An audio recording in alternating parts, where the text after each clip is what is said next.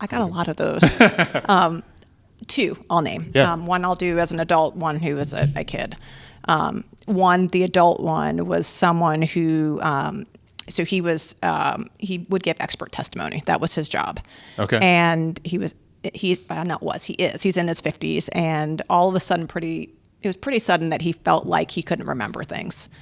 He was obviously incredibly sharp. And he was like, I relied on my memory for everything. And then all of a sudden I just couldn't do it. He's like, I couldn't work anymore. Whoa. And it was awful. And he had to go on disability. And he went and he's like, I think I have early onset dementia, or do I have MS and it's affecting my memory? And so he went and got tested. I mean, he had, MRI, spinal tap. He had, and they said, look, we do not see this. And they asked about his sleep because he had neurocognitive testing, which showed he had mild cognitive impairment, which is usually what you see prior to having, dementia. But they said, look, it's not in the domains that we would see with Alzheimer's, and we're not seeing anything on your imaging to suspect that it's what we call, essentially kind of dementia that may be related to having lots of little strokes. They didn't see that, and they didn't see anything to suggest multiple sclerosis. And they had done blood work as well and they didn't see anything there. So they recommended that he get sleep evaluated. And so he did, and he had sleep apnea, and it was incredibly mild. And I believe sleep can cause everything. And he was a case where I said, look, I literally think sleep does everything. But this is a case where, given how profound your symptoms were and how quickly they came on, I don't know if treating this is going to do this. I was like, but we have nothing to lose. So obviously we're going to treat it and see what happens. But I want to set expectations. And I usually go the other way. So for me to say this was, it hurt. And I saw him a month later and he goes, it changed his life. And we both were like, and he's a PhD, so we were both like, this is placebo. Like, you just felt this way. Sugar like, pills. this is, we're like, whatever this, but we're like, it doesn't matter. And at the end of the day, you feel better, but we still kept, we kept seeing each other. And then 9 months later, he got his testing repeated.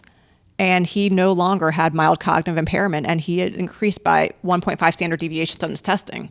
So it showed objective evidence that he no longer had it. Huh. And so he is someone to this day that I will tell everybody, I already believe that severity of disease, whatever that is, doesn't necessarily tell you what your symptoms are. It just may help you as far as treatment approaches.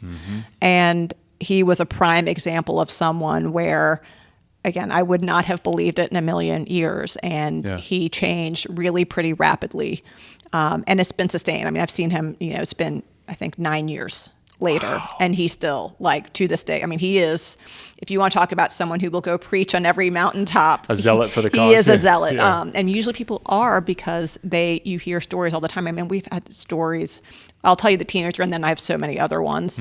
But he was someone who had ADD and executive dysfunction. And he was told by many teachers, they tried, but I think there was a lot of he felt that he was not going to achieve much. And he also had 2 older siblings who were incredibly successful, high achievers, and it also just made him feel really badly. And it was causing a lot of friction at home, friction at school. He wasn't doing well with his grades.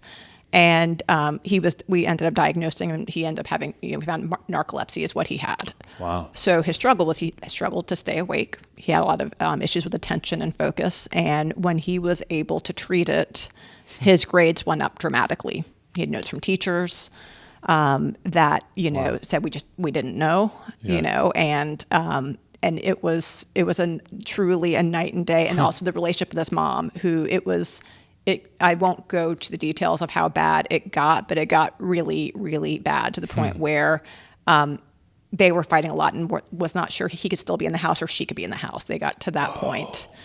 And because there was a feeling that it was oppositional as opposed to he had something going on that may be impacting his symptoms. And it was on every side. It was an incredibly, it was very fulfilling how well he did. And how everyone kind of came together because of it. So there's so many of those, or people who, I had someone who was in a relationship with someone who she would fall asleep every time they went out to dinner with other people. And he took it very personally if she just couldn't stay awake. And he took it incredibly personally. And, when she got treated, it was, again, these things where, people will go for years and not realize there's something you can do about it or that you can address it.